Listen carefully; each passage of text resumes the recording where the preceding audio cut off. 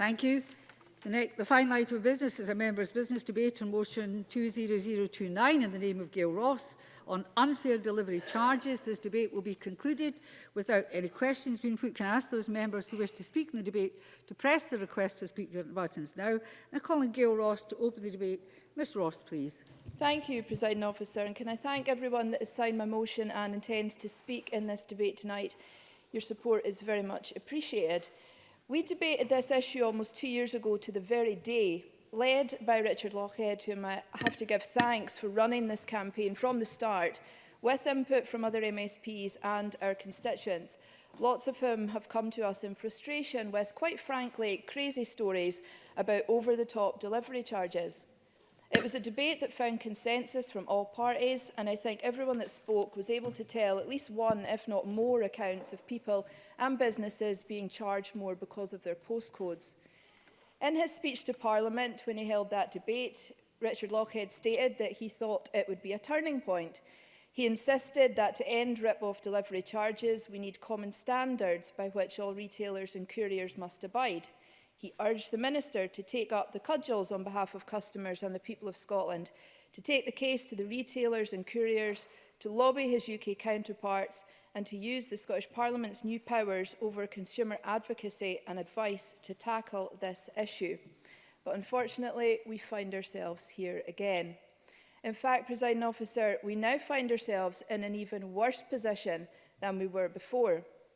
In a recent report, we find that current figures tell us that the cost to people in Scotland of additional delivery charges is now £40 million, and that has gone up 11% since we last debated this. Parcel delivery is an ever-growing sector, and the geography of particularly the Highlands and Islands means that issues can arise and often do. I asked members of the public to get in touch with me with personal accounts of difficulties encountered in this respect, and I would like to thank everyone that responded. Here are some examples. A sofa costing £299, delivery charge £600, postcode IV25, reason given, failure to find a courier. A box of gifts weighing 5 kilograms, delivery charge £11.30 going north, but only £4.80 going south, postcode KW1, reason given, none. Advertised free delivery for orders over £29, postage on the final payment screen £11.98, postcode IV2, reason given, living in Scotland. A futon costing £269, delivery £189, postcode DD9, reason given, living outside mainland England. Bathroom furniture, £78 delivery to Alness, free to North Ayrshire. A cooker, payment accepted then reimbursed as there was no shipping to the Highlands and Islands despite no notification when buying. Presiding Officer, I have seen screenshots of people arguing with companies about next day delivery. They have been guaranteed it, then when it doesn't happen there is no apology, just a flippant, well, we could never do next day delivery to your postcode anyway. I have also seen a copy of a message from Amazon that blamed the Scottish Government. And there are many, many more. Presiding Officer, I am sure many other members will add to this ever-growing list of people that have been let down by no next day, no cheap option, or simply no delivery to their area. And it's not as if we don't have UK law and other policy in this area already that online retailers must abide by. There's the Consumer Rights Act 2015, which states that terms must be brought to the customer's attention in such a way that the average customer would be aware. The Consumer Protection from Unfair Trading Regulations 2008, which prohibits traders from being involved in misleading omissions, i.e. omitting or withholding material information. The Consumer Contracts, Information, Cancellation and Additional Charges Regulations 2013, which states that information should be provided before a contract is made, including all additional delivery charges and any other costs. Absolutely. Richard Lochhead. In congratulating the member on securing this important debate, does she agree that it's also absurd that in places such as Murray, the delivery trucks pass the homes and businesses for which they charge a delivery cost and a surcharge to reach those homes and businesses for which they deliver free to. And that reinforces the case for the UK Government to at long last take this issue seriously and regulate and live up to its responsibilities. Gail Ross. I don't disagree with anything that Richard Lochhead has just said there. Presiding Officer, there is now a website that people can go to and report those companies that break the rules. Consumeradvice.scot is also working with the Highland Council, Trading Standards and the Scottish Government to challenge hidden and increased delivery costs. So please, anyone that's watching, go and feedback your experiences of excessive delivery charges so that these companies can be held to account. Trading Standards and local authorities have been doing some great work, and so has Citizens Advice Scotland. I have to thank them for all their work in this area for many years and for the very comprehensive briefing that they sent to us as well. And they recommend that the public and private sectors should explore solutions together, that businesses should take the lead on reducing surcharges and put pressure on other businesses to do likewise, that Ofcom should continue to use their powers to seek agreements between retailers and delivery companies. The Scottish Government should continue to implement their Fairer Delivery for All action plan, which could include a data hub so that people can compare and contrast delivery charges, and that consumers and businesses should be aware of their rights. Presiding Officer, it is correct to say that many people north of the Central Belt are subject to unfair delivery surcharges, misleading next-day claims, and in some cases, no delivery at all. Christmas is a busy time for online sales, and it also brings this issue into focus for many people. As the online market grows and people depend more and more on delivery companies, all governments and organisations must do everything possible to stop this discrimination, make the system more transparent and user-friendly, make sure that consumers know their rights, and clamp down on the companies that refuse to follow consumer law. Thank you. Thank you very much. I call Gillian Martin to be followed by Donald Cameron. Ms Martin. Thank you, Presiding Officer. I'd like to thank my colleague and friend Gail Ross for bringing the issue of delivery charges before us in Parliament today. For too long, there have been huge disparities amongst constituents in the areas that I represent. I've had to pay, and 2 years ago, as has been said, we had a similar debate as our colleague Richard Lochhead started his campaign to end unfair delivery charges.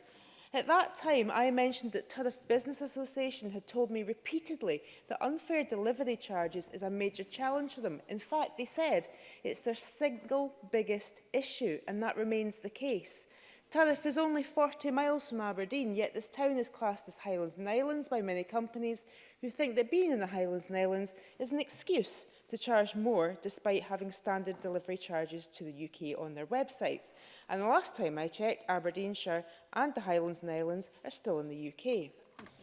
One business in Turriff told me that some UK companies expect a minimum spend of £250 for their advertised free delivery. Any less than that and charges go through the roof. And worse, some will refuse to deliver at all unless the minimum spend is at least £250. In 2018, in that debate, I put forward this challenge to retailers. When retailers award delivery contracts, they must ensure that it will not disadvantage their customers by choosing a carrier who charges more for delivery to the north. It's in the retailer's interests, as well as the reputational damage isn't to the unseen carriers, it's to the retailers themselves. Yet 2 years on, constituents tell me of continued unfairness when it comes to delivery charges by retailers, and I'd like to highlight some of them now. I asked people on my Facebook to get in touch with me, and I'll relay some of them. I heard from Glenys and Phil Neville, who said that when they were getting materials delivered for renovation of their house in Hatton, they would often have to have them delivered to their son in Newmarket, because Hatton, which is just 20 miles away from Newmarket, incurred a huge delivery surcharge. And they often had to change supplier who wouldn't deliver to the area at all. Richard Pelling, from just outside Old Meldrum, wrote to me about the plant and bulb deliveries ahead of this debate, and he said this: FedEx zoning is very bad for most of Scotland, and certainly for your constituents away from the A90 road corridor to Peterhead. Any delivery address near the A947 or A96 is very often £30 extra. I think the blame lies with the delivery companies and not the actual suppliers. But I now have a policy of not doing business with companies that opt to use delivery services that unfairly impose extra financial burden on us just because of where we live. Heather Thomas in New Deer got in touch to complain about The Range, which has a very large store in Aberdeen City. And they class the AB53 postcode as remote, and slap on a £19.95 surcharge on orders to that postcode.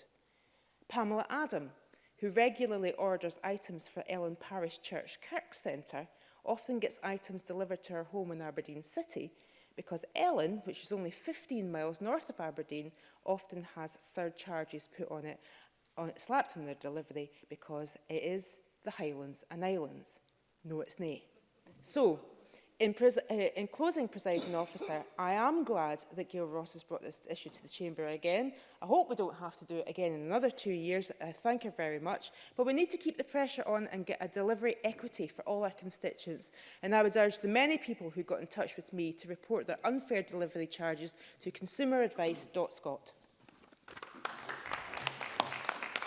Call Donald Cameron, to be followed by David Stewart. Mr Cameron. Thank you, Deputy Presiding Officer. I'd like to begin by also thanking Gail Ross for bringing this motion to Parliament following the inaugural debate on this very same issue, I think back in 2017, which was, of course, led by Richard Lockhead. I took part in that debate and in Richard Lockhead's campaign event in the Garden Lobby. As with many of the problems that face the region I represent, the Highlands and Islands, this is yet another issue which continues to impact local residents and businesses alike, especially as we approach Christmas, which is obviously one of the busiest delivery times of the year. So this debate is very timely. Now, back when we debated this issue, I praised the work of my colleague Douglas Ross, who, as the MP for Murray, led calls for the Scottish Affairs Committee in Westminster to hold an inquiry into the issue. And I'm pleased to say that this inquiry duly happened in 2018. So there is involvement across the political spectrum and genuine and sincere support for the sorry plight of residents and businesses affected. And I read some of the extracts from the Hansard document. Yes. Gail Ross. And thank you for taking the intervention. Despite the noble efforts of the MP, can you explain why the charges have raised 11%, up to 40 million since the last time we debated this? Donald Cameron. I can't explain the exact increase, but what I can say is that the Scottish Affairs Committee, which is of course led by, or was led by Peter Wishart, took a lot of evidence, and some of the evidence they took was from the major retailers during their inquiry. Some of whom, it has to be said, have been working to try and eliminate unfair and discriminatory surcharges. So, for instance, they heard from the head of the home delivery for Argos, who said in his evidence that they believe that they've made important steps in improving over the last 5 years with no delivery surcharge, for example, across the Highlands and Islands. And they also heard evidence from the Director of Public Policy for Amazon, who said that in terms of its business model, marketplaces that have a contract with Amazon undertake that they will deliver the same service to every location in the UK. And they heard from other major online selling platforms who said that they try and ensure that their sellers do not apply additional charges. Now, some retailers, I think it has to be said, are improving their act, but many others are not. And it is, of course, just one section of the market. And it's clear from the stories that I hear in my own mailbag and from others already tonight that this is an ongoing problem. According to the ONS, rural areas across the UK accounted for 1 in 6 online purchases in the UK in 2017. And the most recent figures show that. But customers in these areas pay an average of 30% more for delivery than those elsewhere in the UK. And according to figures from Spice, I think 510,000 Scots were impacted by delivery surcharges in rural areas, with the total amount charged rising from 36.3 million to 38 million today. These are staggering statistics, in my view, Deputy Presiding Officer. Now, I've received several emails from constituents in island communities about some of the charges that they had to endure. One person, for instance, said that they wanted to buy some plastic hose connectors costing just £4.99, but the company selling them insisted on applying a £15 charge because it had to go to the island of Bute. And another island business in my region told me that one of its suppliers had to pass on significant costs due to post and packaging being the excuse used. And the same business said to me that it is cheaper to send a package weighing 30 kilograms from Scotland to Austria or Switzerland than it is to receive a lighter package of 10 kilograms from within the UK to a Scottish island. And this cannot be right. And with that in mind, I do welcome the recent efforts that have been made by various initiatives. We've heard from about the consumeradvice.scot, which has provided a new online tool. There's also Delivery Law UK, which the Highland Council's trading standards team helped develop. These tools are incredibly useful in helping people avoid punitive and in some cases illegal charges. And it would be interesting to hear from the Minister about what the government can do to raise awareness of these initiatives. So, Deputy Presiding Officer, there is a clear recognition that there is much more to do, and I commend Gail Ross for keeping this issue in the public eye and raising its profile. Thank you. Thank you very much. I call David Stewart, to be followed by Beatrice Wishart. Mr Stewart. Thank you, Presiding Officer, and could I also congratulate Gail Ross for securing this evening's very apt and appropriate debate on unfair delivery charges as we approach the festive season. I could also congratulate her on the quality of her earlier contribution. I'd also like to acknowledge the sterling work that Richard Lockhead has carried out for many years on this front.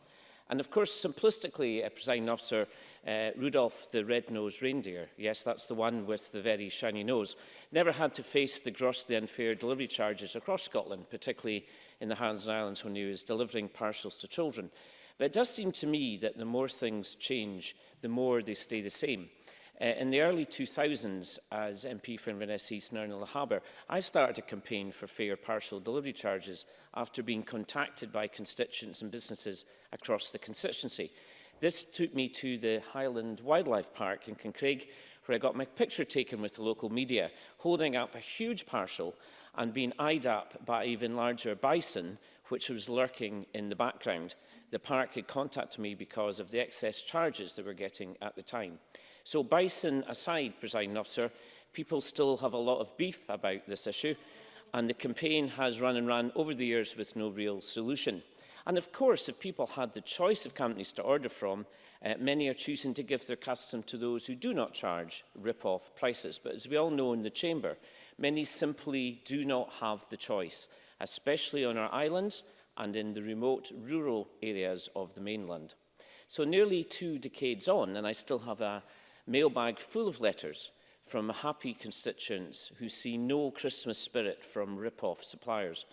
One of the great achievements of this Parliament, in my view, led by Donald Dewar, was the introduction of the Air Discount Scheme, brought in to tackle sky-high flight charges for island and rural dwellers. So Europe approved this as aid of a social character. Do we not need new political decision-making to protect our vulnerable consumers? And as other members have mentioned, I do welcome the new online tool to tackle unfair delivery charges from Advice Direct Scotland.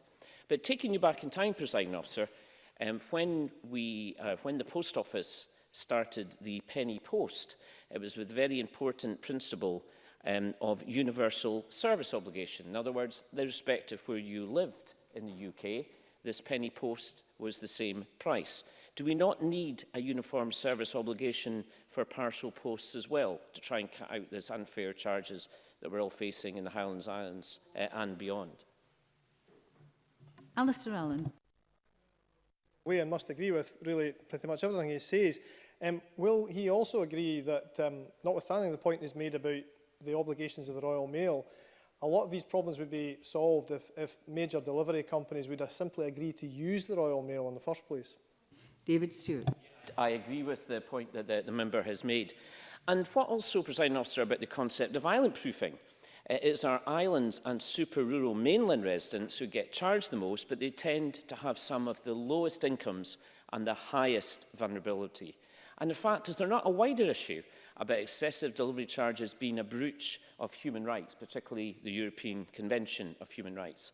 Now, members will also be aware of the excellent debate in Westminster Hall on the 2nd of July early this year, and Jamie Stone, who was the MP at the time, quoted Charles McFarlane from Lairg, who gave written evidence to House of the Commons. And if I can quote, Presiding Officer, click buy on a product on the web, put in a Highland postcode, and at a guess about 75% of the time, a significant delivery surcharge will be applied, very often even when the product was advertised as free UK delivery. Then, to add injury to insult, the overcharged service from such couriers is slow and unreliable, often 2 or 3 times slower than by sending by second-class posts. So in conclusion, Presiding Officer, congratulations again to Gail Ross for tonight's debate. The most important Christmas present we can give to ripped-off consumers is an end to unfair delivery charges, which would bring a blush to the cheeks of an Icelandic snowman. Thank you. Beatrice Wishart, followed by Kenneth Gibson. Miss Wishart, please. Thank you, Deputy Presiding Officer. I too would like to thank Gail Ross for bringing forward this very important debate. I know this isn't the first time this issue has been debated here, but it's the first time I've had the opportunity to contribute to it. And it's a debate that's been going on for far too long in island and rural areas. Spice has revealed that Shetlanders are being charged a staggering 1.27 million more in parcel delivery surcharges than the rest of the UK. That's an eye-watering sum when you think that the population of Shetland is 23,000. As Spice highlighted, that figure is likely to increase as we do more of our shopping online. But my constituents are rightly fed up of being charged over the odds simply because of where we live and work. We all like to shop locally whenever we can. Lerwick was recently voted second most beautiful high street in Scotland, and we know that one of the things that visitors like is small, independent local shops. It's important to support our small independent businesses who face real competition from online retailers. But for some people, shopping locally simply isn't possible. For those who are elderly or living with a disability, delivery right to the door is an important part of being able to live independently. And for some people in Shetland, the cost of living is already high, in some cases up to 60% higher than the UK average. So it can be cheaper and more convenient to shop online, when you get a reliable broadband connection, that is. But that's another issue for another day. For others, it's often the case that the goods simply aren't available to buy in rural communities. Others have highlighted too that it's not just individuals who are hit with charges. Small businesses in Shetland need to get their products delivered to the aisles too. When businesses pay over the odds for delivery, they pass that on to customers who are then faced with higher charges, in turn pushing them to online retailers. It's a lose-lose situation for rural economies. Now, I recognise that there are some additional costs associated with delivery to the Northern Isles, but companies and couriers must not get away with excessive charges. A business owner told me this week about an unreasonable surcharge that was added that was more than the cost of the original order. Another constituent contacted me to say that he was charged double for a delivery of marine equipment to Shetland. He told me, though, that it was a different situation if you returned the goods, even though the distance is the same. The delivery charge south was not the same as that coming north. And that tells me that mainland retailers and couriers are not treating us fairly. I'm also aware of companies that continue to let customers pay for next-day delivery to Shetland. Next-day delivery to Shetland is almost impossible. It's misleading consumers. So how do we tackle discriminatory delivery charges? We need the Scottish and UK governments to work closely together to guarantee fairness and transparency for all consumers. The progress has been too slow thus far, and we should encourage businesses to consider using more Royal Mail services instead of couriers who overcharge, and as others have already highlighted. And in the meantime, I would just encourage anyone who's been charged over the odds to contact their elected representatives and see what they can do to take the case up on their behalf. Thank you. Thank you very much, Ms Wishart. I call Kenneth Gibson to be followed by Alistair Allen. Mr Allen is the last speaker in the open debate. Mr Gibson. Thank you, Presiding Officer, and I'm grateful to my colleague Gail Ross for bringing this issue to the Chamber again, and to Citizens Advice Scotland for all the work they have done on this.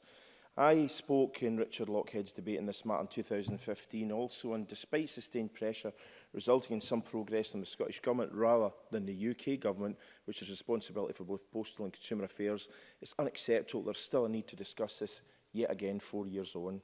Spice recently estimated that the additional cost to Scotland of parcel delivery charges is £40,139,000 in the last year, an increase of 11% since the costing in 2017.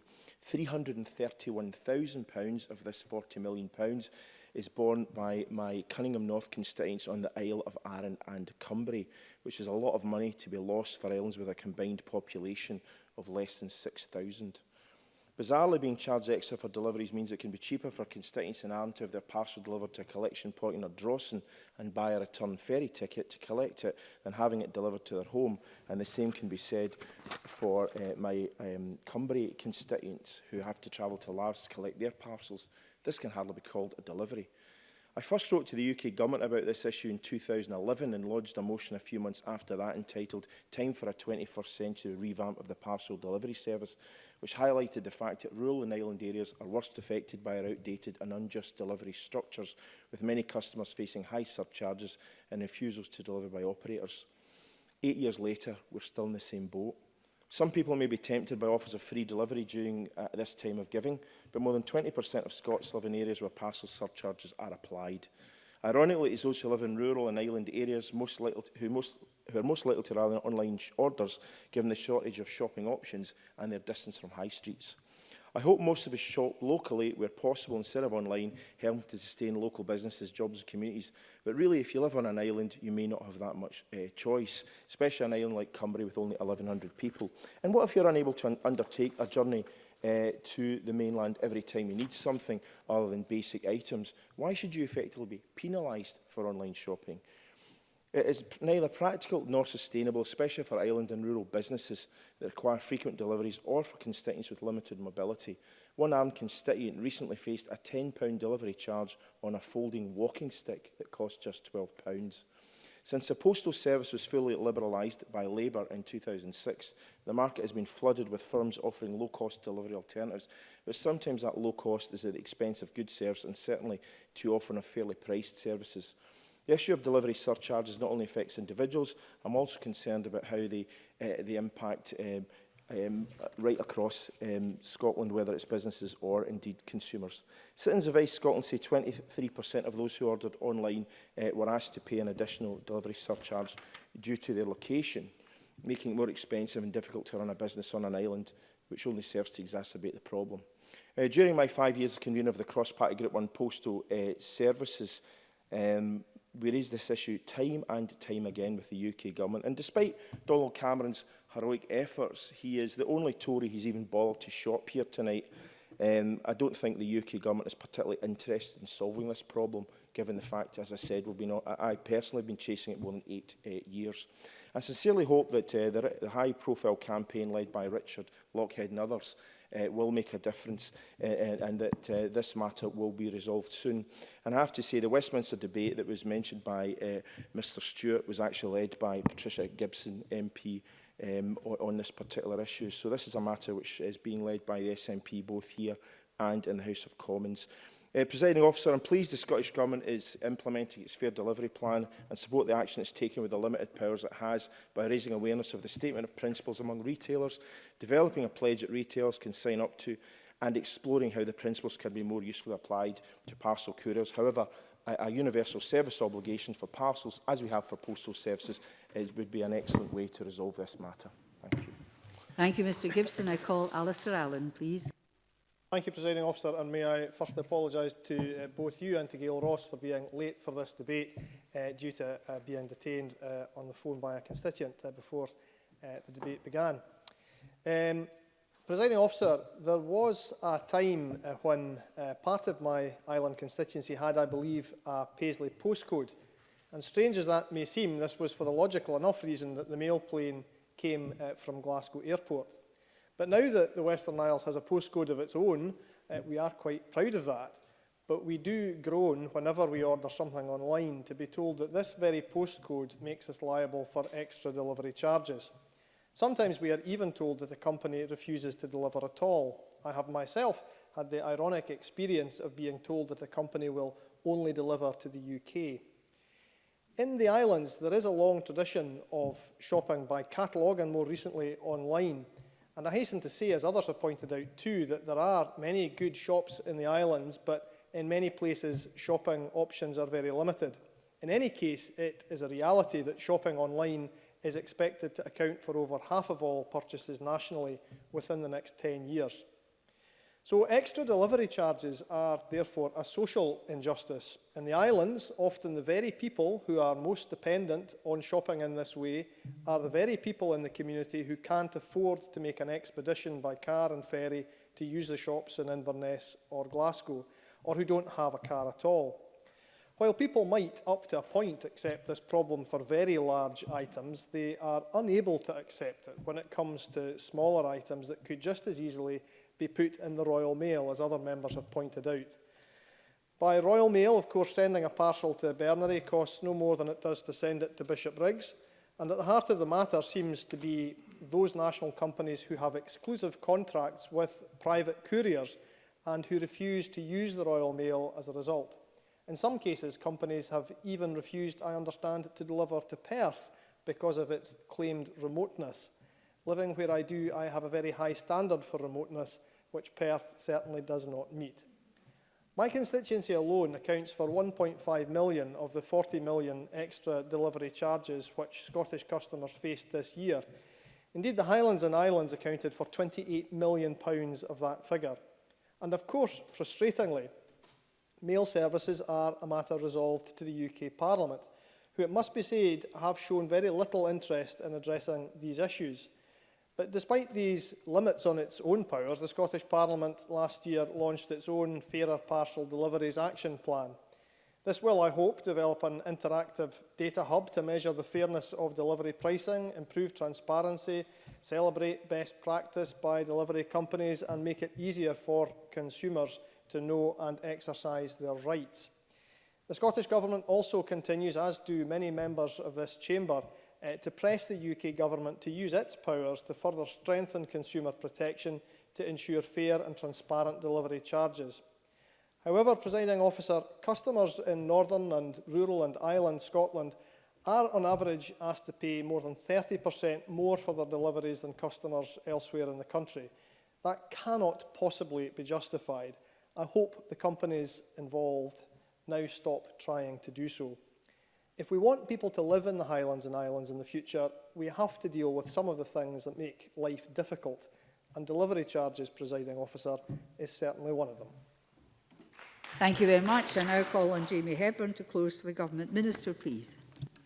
Thank you very much, Presiding Officer. Can I join with others in thanking Gail Ross on bringing forward this motion for debate? I know she has, in common with many of the members in this place, have worked on this issue for many years. Can I thank all members for their contributions? The research published by Spice that Gail Ross's motion refers to as yet more evidence of the problem of unfair delivery charges and their impact on too many communities across our country. It is exemplified by the fact that in the last year we have seen an increase to £40 million in these charges from £38 million the year before, and as Gail Ross mentioned, an 11% increase from 2017 when these figures were first compiled, when it was £36.3 million. So in that regard, it is important that we work together to highlight these issues and to seek to challenge them. And I welcome the efforts of all MSPs doing so on behalf of their constituents. The Government is similarly committed to doing what we can to eliminate delivery charges to protect consumers, and also, as Beatrice was quite right to point out, small businesses as well. Before I get into the substance of the issue, I want to acknowledge the work that many organisations are doing, as some members took the time to do in their contributions as well. Trading Standards, Citizen Advice Scotland, Ofcom, the Advertising Standards Authority and the Consumer Protection Partnership are all working on this area. One example of this work is the Delivery Law website, launched in June 2018 and hosted by Highland Council's Trading Standards. This is a one-stop shop which brings together support for consumers and businesses seeking advice about misleading delivery charge advertising. There is also consumeradvice.scot, which many members mentioned, which is also a fantastic resource as well, which the Scottish Government contributes funding towards. We heard from many members, I think all members, the very real impact that this problem has on their constituents. Gail Ross listed many of them. Gillian Martin spoke of the problems that her constituents in Turriff have experienced despite the close proximity to a major urban centre in the shape of Aberdeen. Donald Cameron cited the example in Butte where the cost to the consumer was quadrupled. Beatrice Wishart spoke similarly of products being doubled in cost to the consumer by virtue of these delivery charges. They are very clear examples of the disproportionate charging that we are talking about. David Stewart spoke about the impact on vulnerable consumers in particular, and Kenny Gibson and Alistair Allen spoke very clearly and powerfully and tellingly about the reality of the impact for those living in island communities who are, of course, not able to travel as readily and rely on deliveries. And Alistair Allen was quite right to remind us that this isn't a new phenomenon based on the impact of online retail. It is a long-standing reality for island communities. Of course. Richard Lockhead.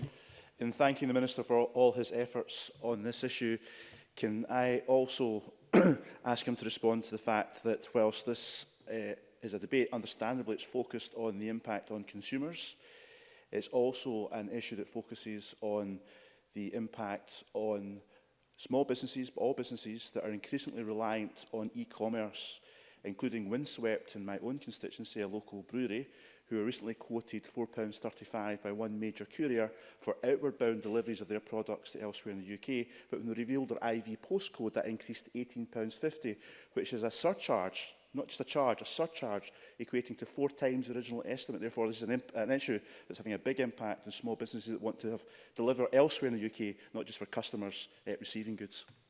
Minister. I absolutely recognise that, and that, of course, has a wider consequential impact because it then reduces the ability of a business to utilise that resource that they might have to deploy in other areas of the business to sustain and grow employment opportunities as well. So it has that consequential negative impact as well. And given that Richard Lockhead has intervened, I want to place on record my sincere thanks to him for all that he has undertaken. I think he has really driven this agenda in the Scottish Parliament, and I think we all owe a debt of gratitude to Richard Lockhead for the activity he has undertaken. I know, well, he will know, because he invited me. I've been able to visit his constituency to see on a very practical basis the impact this has had on his constituents, and I will, of course, be very willing to return to see that again as necessary. All of the examples that have been cited indicate the need to act, and in that regard, the government recognises that long-term solutions are needed to reduce the many occasions on which unacceptable charges are being imposed. That is why we developed the action plan that has been referred to. It commits to a wide range of actions that should benefit consumers, online retailers, and also parcel delivery companies themselves. And we are committed to publishing an annual review setting out progress made in each action, and a full update will be published early next year. It includes very concrete actions such as developing an interactive data hub and parcel deliveries map. Together, these tools will allow consumers and regulators to being able to identify unscrupulous retailers or practices so that they are better informed. We will, of course, pursue every step we can, but I think it is important that we make very clear the real power to regulate these matters does not lie in this place. It continues to lie with the UK Parliament and the UK Government. And during the Westminster Hall debate in July on delivery charges that both David Stewart and Kenny Gibson mentioned, the UK Minister Kelly Tolhurst recognised the work that the Scottish Government is doing in the area, which was very nice of her. Thank you to her for doing so. But she said, unfortunately, she's not willing to regulate the parcel delivery market. I therefore wrote to her following that debate on the 8th of August to encourage her to rethink that policy on non-regulation. And when I spoke with her in September, she unfortunately set out that there is no change to the UK government position. That is, Presiding Officer, unacceptable. Donald Cameron, in response to Gail Ross, couldn't explain the 11% increase in delivery charges in a 2-year period. Well, let me say to him and to others, I believe the UK government's unwillingness to better regulate this matter is a clear contributor.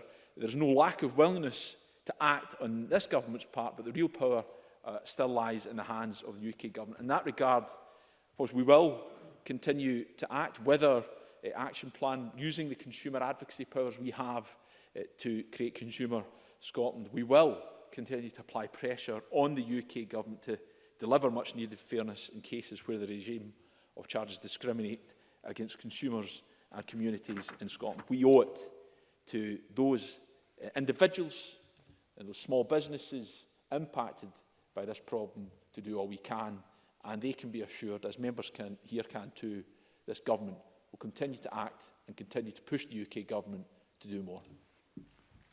Thank you. That concludes the debate, and I close this meeting of Parliament.